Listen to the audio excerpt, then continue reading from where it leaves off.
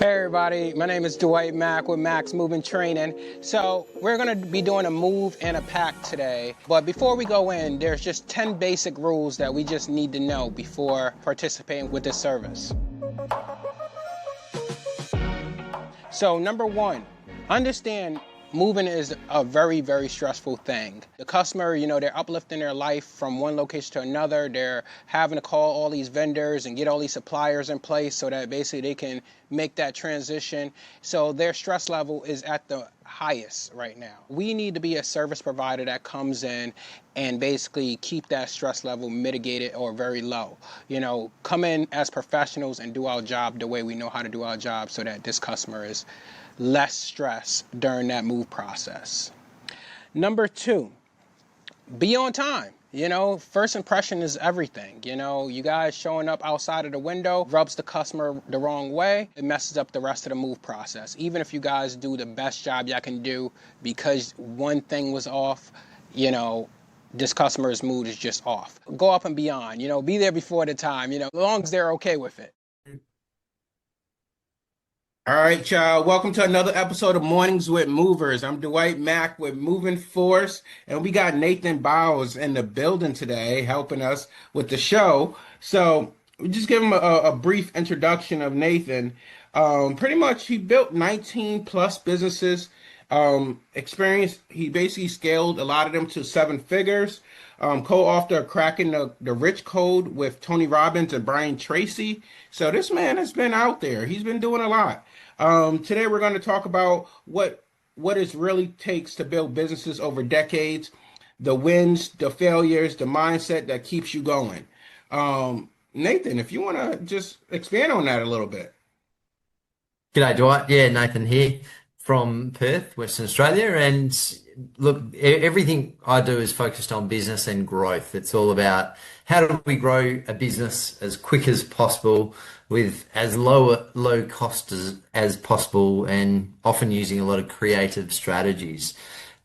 So yeah, that's where the fun is, as far as I'm concerned.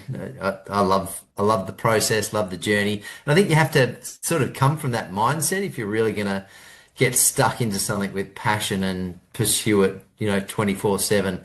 I don't think there's anything really quite like a balanced lifestyle when it comes to really going hard. I haven't mastered that. It's all or nothing with me. So I hear yeah, that. There's no in between. It's like either you're nah, 100% in or you're not in at all. And correct. it irked me in the past when friends would want to collaborate. They're like, "Oh, what do you think about doing this idea? We should do this idea." And I'm like, you know what? I really don't think we should." And then they're like, "No, I think it'll be a great idea." I'm like, "All right, all right." And then it'd be me that's going 1,001% for Right. their business concept that they thought about, and they're like, "You know what? I don't really think it's going to be good." And I think that's why I think that's why partnerships fail, because there's Yeah. always one that's over delivering, and then the other one just doesn't want to put in that extra work that it takes to get there. So 100%. 100%. I was actually just talking to my sister who's in the US doing property, and yeah, she was experiencing very similar things with partners, and I've had the same issue in the past with partners where I'll do it 24/7 and love it, and not sort of have a problem with whatever the other person's doing up to a stage, and then you realize, you sort of pull back a little bit and you go, oh, hang on, this is 90% me, 10% you. It would be nice if there was a reciprocal arrangement. And I think having the good partnerships, like we do a lot of collaborations, and as far as I'm concerned, joint ventures and collaborations are one of my favorite strategies for growing businesses overnight. Absolutely can dominate with them when you get the right partnerships. And that's all down to choosing the right partners. And you've got to go through generally a ton of different people before you realize, what you're looking for and what makes a good partnership. mm. Um, so yeah, it's a bit of a challenge, but it's worth it. It's a numbers game almost, you know. Have you so do it? It kind of remind me of the show Profit First. No, not Profit First. Sorry, The Profit. With Right. the guy who does a lot of partnerships with a lot of businesses, and Right. ultimately he helps them get where they need to go. But he's not in the day to day regularly. And I think somebody told me about that as well, where it's like, oh no, I heard it from Shaq. Shaq mentioned that he has so many businesses that he doesn't own them specifically. Like Hmm. he partners with the people who runs them. It's a And fantastic way to do it. Yeah. yeah, and I'm like, Yeah. okay, so that's the idea. Don't be in everybody's operations per se. Mhm. Have somebody run that operations that's already in that field.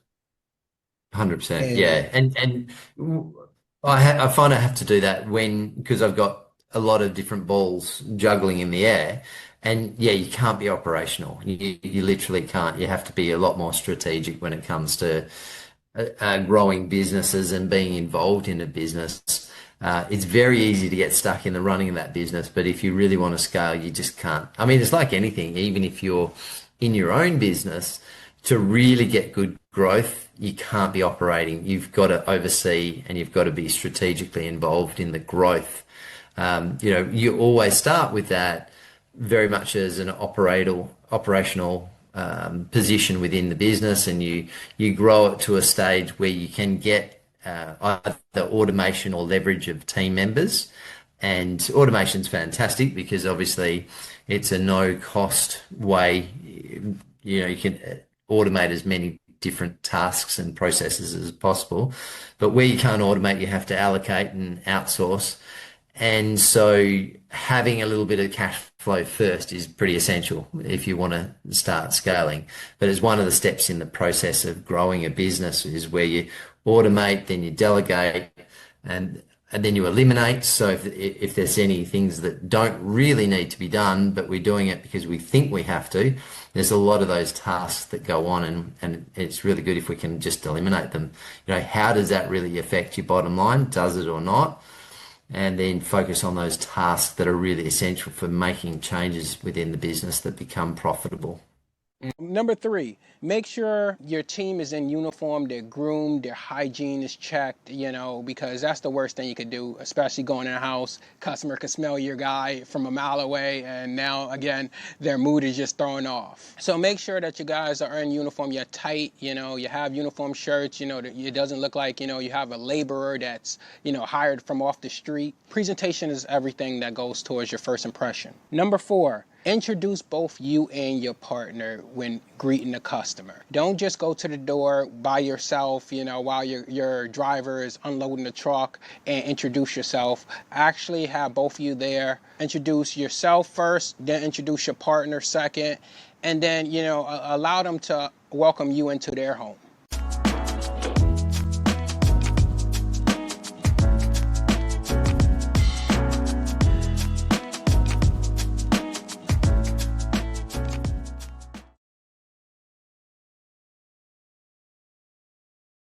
so what would Yeah. you say? I guess this is a two-part question, but what would you from what you're saying is how involved would a person be in a field that you're in, like almost like a venture capitalist, like where you're investing in multiple businesses? Are you just like writing a check and saying, hey, you know what, produce a number, I'll check the reports later, or are you somewhat involved some way, somehow? Yeah, yeah. So what I personally like to do is bring a skill set or a advantage to a business structure.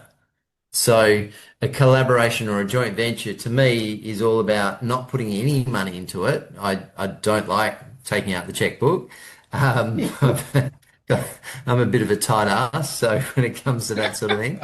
So, and look, as a background of, I was brought up by a single parent, and really we had no money for a long time, and that sort of lack of resources definitely trains you to be more resourceful.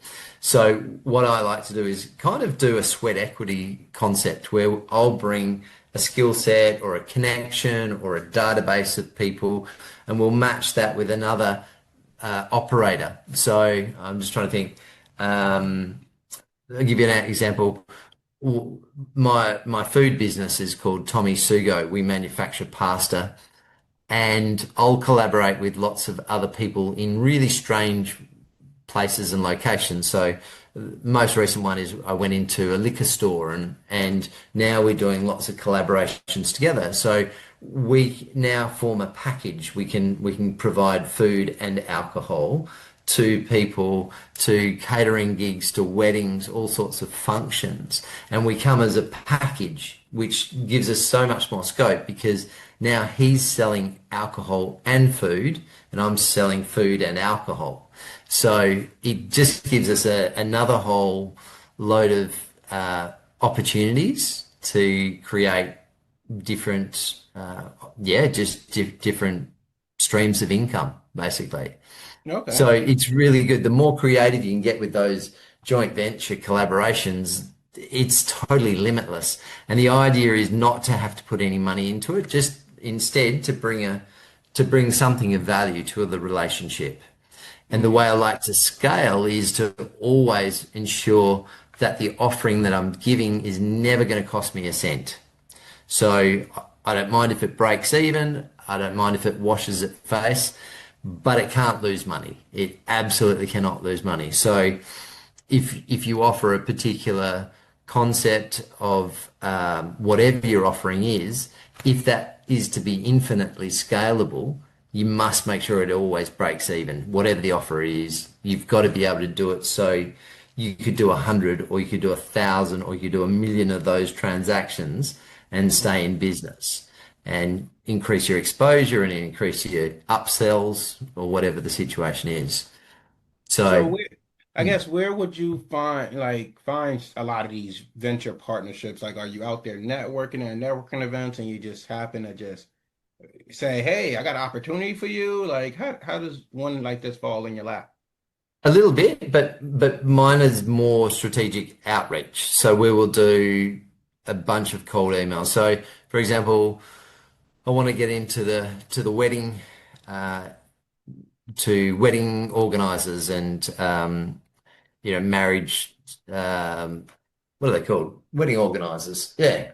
So um, we sent an email out to 75 different wedding organizers in Perth, and I said, and the offer's got to be really, really sexy. Like the offer has to break through because if your offer is, hey, I'll give you 5% discount, then no one's going to get out of bed for that. But so I said to them, hey, come and have a free lunch on me. I'd love to chat. Come down to the restaurant or I'll bring it out to you. I'd love to chat about how we could work together. And so we've just built this little cart that pops up in weddings and cooks food, finger foods, etc. So we reached out to 75 odd wedding organisers and said, love to collaborate. 20 of those have already responded, and we've had lunch with a bunch of those and created relationships and joint ventures already. So if you guys are in the moving industry, whatever it is, you can start thinking about who you can collaborate with, who you can offer amazing value to that will just be a game changer. And you've got to think outside of the box. It's not all about, okay, this is the obvious choice. You can do the obvious choice, but once you start thinking in a certain way, where is the opportunity? Who else has moving needs? Where can we generate leads from? And just asking those questions, it's incredible what starts coming your way and with creative thinking. Mm-hmm. And and often that gold, that treasure is in those non-obvious ones that because no one else is looking, none of your competitors are actually looking in those areas where you wouldn't think to look initially, if that makes sense. So they say fortune favors the bold, yeah. So don't be afraid to, look beyond, like you said, look beyond the moving. I was personally just thinking, from a moving standpoint, hey, the partnerships with storage, the partnerships with real estate agents. But those are the obvious, the things that, people of moving company owners has been working on for years. Mm. So what else is out there? There's some companies that I know that are working with like modeling agencies. So they're getting like the agency owners to provide like, store their clothes, store all their inventory with the moving company. So that's kind Right. of like one way you can think of it, or event planning, similar to what Nathan's been Yes. saying. Yep. There's very few companies that focus strictly on event setups. So again, it's moving. You're moving the equipment, you're getting everything set up, and then oh snap, you're coming back and you're unloading, and you're basically reloading the equipment back into your truck. So that's a two-part move, essentially. Again, it's just finding those avenues that you Mm. can break in. Who's the leader? Who's the person of that industry that you can just send a letter to or a postcard to or something. When your team isn't trained, mistakes happen. Jobs go wrong. Customers complain. And your business? It suffers. At Max Moving Training, we help moving companies like yours build strong, reliable teams from the inside out. From mover and driver training to sales, operations, marketing, and leadership, we give your people the skills to succeed. When everyone is trained, everything runs smoother and your business grows stronger. Training isn't optional. It's essential. Stop guessing. Start training. Join Max Moving Training today. Something exactly. One other little strategy, a little trick that we used in the UK when I was there doing property, we were transacting in property. One of the things we wanted to do is get into a whole bunch of real estate agents and create collaborations and relationships with them. And there was this one real estate agent who we knew, but would not return any phone calls, would not answer an email. And he was sort of the gatekeeper to a bunch of business that we knew if we got across the line, it would be a bit of a game changer. So we found one of those, I don't know if you've seen it, it's a lollipop on a stick in the shape of a foot. It's a foot lollipop, right? Mm. And we wrapped that up and we sent it in the mail to him and we said, "Hey, John, now that we've got our first foot in the door, we would love to work with you." And he, uh, he thought it was hilarious. He picked up the phone straight away and said, "Come in, let's chat." So yeah, thinking outside of the box is very useful. When you hit those gatekeepers and those brick walls, it's just a question of asking yourself, what can I do that's different? And look, everyone does the bloody same stuff. It is just so freaking boring. So boring. So, I mean, it's like when we're getting resumes. Oh my God. Every time I put a new job up, uh, the resumes that people send in are enough to put you to sleep. And there's nothing with, it's rare that we get something with that just really stands out. And we go, oh wow, I need to call that person. So that's what you have to do, I think, in business. We've got to wake the people up at the other side, and sending the same boring crap over and over again is just wasting everyone's time. And your response rate just becomes so bad that it's not even worth doing. Yeah, no, that So, definitely makes sense. So mm. a question for you. Let's see. So out of all the ventures you built, what's one failure that taught you the most valuable lesson? I just had a nice exit out of a group of health shops, and I'd built this supplement range that I'd sold across Australia, and that went pretty well. And I thought, right, what's next? And my father-in-law was in the food manufacturing business, so I thought, okay, let's set up some restaurants. And so they reckon if you want to make $1 million out of restaurants, you start with two and you get to one very quickly. And that's exactly what happened. The resources went downhill very, very quickly, lost a lot of money. And that was one of the big experiences that was fantastic because I learned so much about what not to do. So, yeah, life has a pretty good way of keeping you level and grounded, after you have a little bit of success. It, Hmm. it can show you the learning curve's not over yet. Yeah, and I realized that as well with my past success as well with having a company. It's like you almost take it for granted that you're on top of the world for a little while, and then you're kind of like, okay, let me humble myself because Mm, mm, it isn't as easy as it is to stay on top for a very long time. And yeah. that's, where your mindset is, as the individual that's listening is like, hey, wherever your mind is, you may feel like you're on top right now, but make sure that again, you're always humbling yourself, you're always, and you don't want to lead with doubt or, I don't even know if that's the word, but it's like you don't want to lead with the concept of the what if, but you don't want to not think that there is a what if. I guess if that makes very much sense. Like always be saving. Let's just say that. I'm gonna use an example. Like if you feel like, oh, you know what, I don't need to save right now because I got this business. When I retire, all the money that I've accumulated over these years is gonna ride me into the sunshine. Versus you're like, oh well, if I put in a 401k or IRA or something like that, I can have money when I retire. Right. And people are not thinking about that because they're self-employed. They're probably just like, oh, you know what? I'm just saving, I'm saving, I'm saving. And those rainy days will come by so fast that it'll wash that money away. You're like, oh, geez, I thought it was going to last a while. Yeah, yeah. Well, I think that comes down to the concept of you're never plateauing in business. You're either going up or you're going down. There is no such thing as just plateauing. And I think to the point that you've made, you've got to you've got to be humble when you are doing well, but you've also got to be constantly planning the next thing, constantly developing and redeveloping and surging forwards, focused on that growth.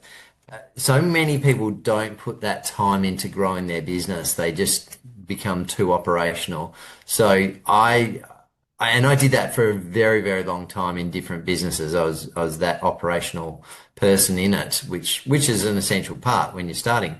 But it really does suck. It doesn't help you get to the next level if that's what you want. I mean, some people are pretty happy just to be an operational, have their business as a job, but I don't like doing that. I like to have more leverage in a business so that I can have a source of income coming through. Once I've done a bit of hard work, set up some clever structures and relationships with different people and have people out there doing the hard work for us, basically, but me contributing massive value also to it in different ways. So I think you always have to be growing, always have to be right. What's next? Let's keep the momentum happening. So I guess another two questions. I know they come in bulk, but it's one of those things where it's like, okay, so you're running, let's say you're overseeing 19 businesses. One, from your process standpoint, and the fact that you're not just being a check, um, does that drive you crazy, or do you have a system to stay organized when each of these 19 primary business owners are reaching out to you to say, hey, I got this issue, I got this fire to put out, or what can we do today? Like how do you delegate your time to all these ventures? Good question, and I definitely haven't mastered it yet, but it is a work in progress. And what I like to do is whenever I create a new business is it's got to have a very strong SOP, standard operating procedures with it. It has to. So if it's in a restaurant or if it's in my bookkeeping business or if it's in my property business, then there's got to be an operational SOP so that literally spells out every single process. It's got to be tick boxes. I mean, for restaurants, when I was operating those, we've got the most thorough checklist from opening the door to closing the door at night. So, and everything in between. So I think those sort of processes are essential if you want to grow and scale. That's one part of the business. But if you just hand that operational book to someone and say, hey, this is what you got to do, good luck, see that out. So that they might stick to it for a day or two, but it then becomes the management are actually done. But when they are managed well and when they're actually implemented, it's so effective for relationships with team. That's a big factor with it because there is no grey. It's just clear. The expectations that we have are in black and white. It's literally in a checklist. So it's like do this checklist and we'll love you. You know, we'll get on really well. That's the key component. That's 90%. And then you throw a bit of lovely customer service in there and you've got a pretty good package. So those sort of systems are really, really essential when you're scaling businesses to know that they're getting done. And I do spend a lot of time in building the offers, building the concepts, building the systems and processes, the SOPs when I'm first launching a business. And that's fun to me. I just love that whole process because I know if the foundations are built really solidly, then the chances of that business being more successful are higher. Now, are you considered to be on the front line where, and I guess the reason why I asked that is, so like if you were reaching out to the customers directly, like the consumer, not the business, are you Yep. having 19, emails, different emails where you're like, oh, Nathan at this company, Nathan at this company, or you Yes. kind of keep it Yes. structured? Yes. Yeah. Oh, God knows how many emails. I think I'm up to probably just under 30. It's ridiculous. And we do a lot of offers, so we're constantly reaching out. That's a big part of the business. My sister in the US is in property and she's constantly making offers and on properties, on investing in properties. And she might make 100 offers a week on different properties. And maybe one of those every couple of weeks turn out to be good. So that I think is the concept that business should take on as well, is how can we put out 100 offers a week, 100 offers a day to different other businesses, if you're B2B or B2C, business to consumer or business to business, what offers can you make on a daily basis that you can be putting out there that have good upside? So yeah, we need the nuts and bolts, we need the little sales along the way, but what if we put lots of time into creating opportunities where there was bigger dollar value sales at the end of it? What offers could we be reaching out to what businesses and to what people that could, on a scale, generate a lot of business for us? So, and then we think, well, if 100 a week is good, what about 100 a day?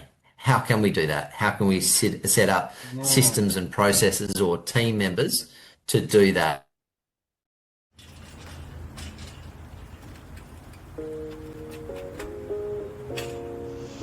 All right, guys, my name is Brandon. I'm with Max Move Management, and here's 11 steps on how to have a perfect move. The first one, the office should call, or your dispatcher should call the customer 2 days prior to arrival. The reason for this is just in case the customer has a closing on the house, maybe they weren't able to secure, a babysitter for the child or a pet sitter. You definitely want to call 2 days in advance.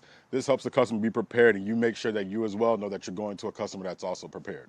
2, the crew should also call the customer prior to arrival to the home. After the guys have already geared up, you got all your equipment in your truck, you got your address punched into your GPS, go in either the driver or the helper, give the customer a call or a quick text, let them know that you're en route to your location and provide them with the ETA. This also sets the expectation for the customer to be back home just in case they want to drop their kids off to school.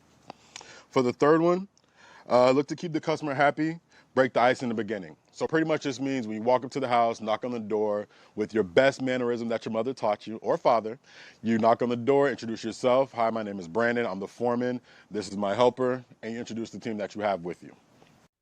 Yeah, no, that definitely makes sense. To scale, doing So I know you're big, like I think the industry as a whole, every leader should be big on SOPs. Um,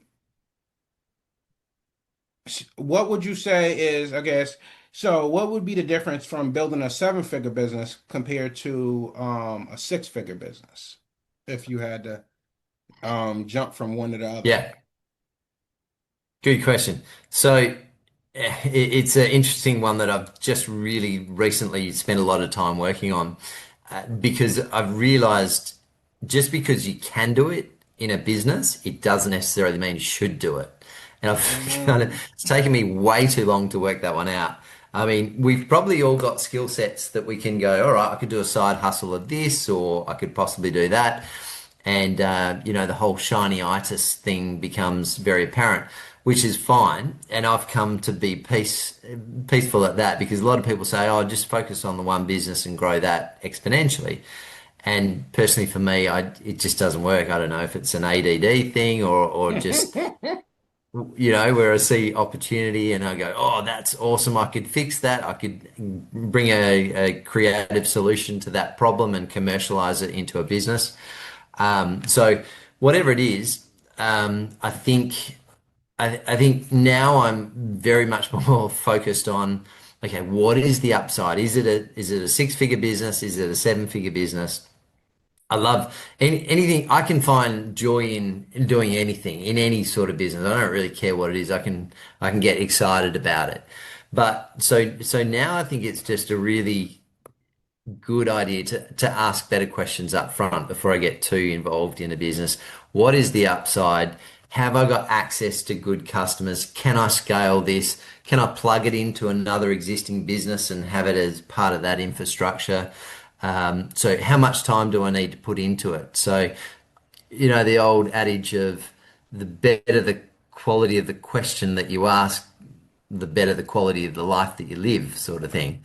Mhm. So, so I think it's really down to asking really good questions and then trying to work out, okay, what is the upside to this business? How quickly can we scale it? How much life energy is this going to require for me to put into it? And, is it worth my time, or is there another one that's a seven-figure, not a six-figure potential without too much additional Mhm. blood, sweat, and tears that needs to go into it? So they're the Yeah. questions I think you need to ask. No, that makes sense. I know that in the moving industry, it's highly like everybody feels like, and I'll say it, I'll be honest, y'all. Everybody feel like they got, bigger balls than the other when, they're able to generate, seven figures a lot easier than others. So others, and it's not necessarily due to any extra work of their own. Sometimes it's depends on the market they're in. Right. So, for an Yeah. example, if a company's in San Francisco, California, the cost of living out there is crazy. Right. So, their prices, the movers' prices out there are going to be crazy. So, within a half a year or sooner, that company can literally just off the minimum effort be making close to seven figures. Awesome. Whereas a company that's in North Carolina or Florida or whatever the case is may take them 9 months to Mm. almost a year to hit that 1.2, 2.3, and how much resources went into hitting that $2.3 million versus a Right. company that's in California that's like, oh well, I got three trucks and I'm doing 2 million in a half a year. So now they feel like, oh well, we making money, but try to duplicate that in a different market, and they're like, "Oh, that market isn't having success. We're gonna have to bail out." You know, so I think that's the thing where people are just so prideful, and they push the next person down because they're like, "Oh, well, you should be making that much money if you have the same amount of trucks I have." Right. Right. Yeah. Yeah. And I mean, it's never about that. It's just about yourself. We need to be focusing on what we're doing and how we can maximize it best ourselves. Who cares about everyone else? Let's just focus on us. How do we get to that, and that's part of, I feel, the strategic thinking and the decision making, the questions that you have to ask yourself. Well, what is the best state that can give us the best tailwind to get to the results that we want to get to the fastest with the least effort? So that's a smart decision, I think, that you make to set up, okay, that's a location that's very lucrative. The sale price of a move from A to B is quite high, so maybe we should be in that territory. And that's just, instead of just rushing into it, I think you just sometimes just have to have a little bit of think and just ask yourself the questions. I mean, AI is fantastic for doing this sort of thing and having those conversations with. I use that a lot for those sort of things. Is just brainstorming ideas and saying, well, is this the best decision? What is the upside? What is the costs? You know, because if you go to one of those high cost cities, there may, yes, you may well be able to generate income high,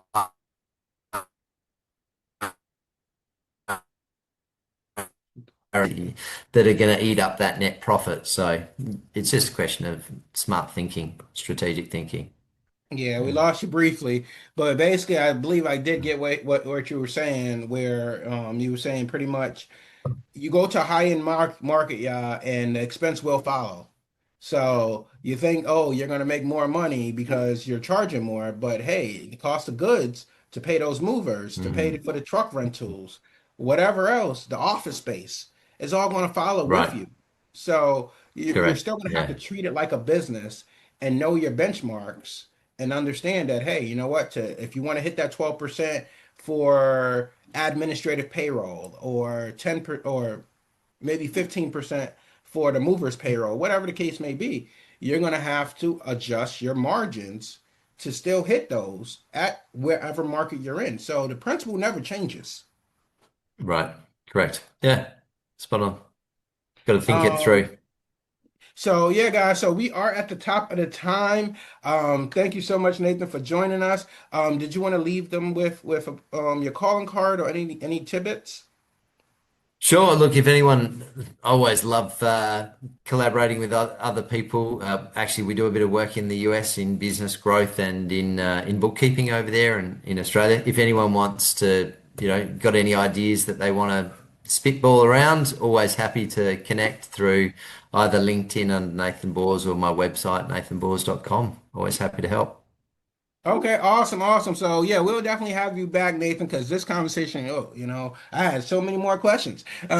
So we'll definitely have you back, and I'll reach out to you.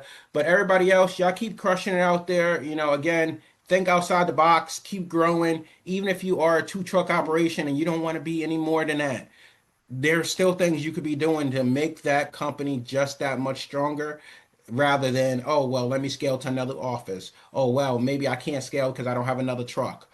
There's so many things you can do. It's just you got to sit back, you got to think out the box, you got to utilize AI because it's free right now versus having to hire someone that's $60,000 and be like, oh, yeah, what do you think I should be doing? Right. So utilize what you have available to you guys and keep growing within what you have if you don't want to grow beyond that point. But keep crushing it. We'll talk to y'all soon. All right, yeah, later. See you, mate.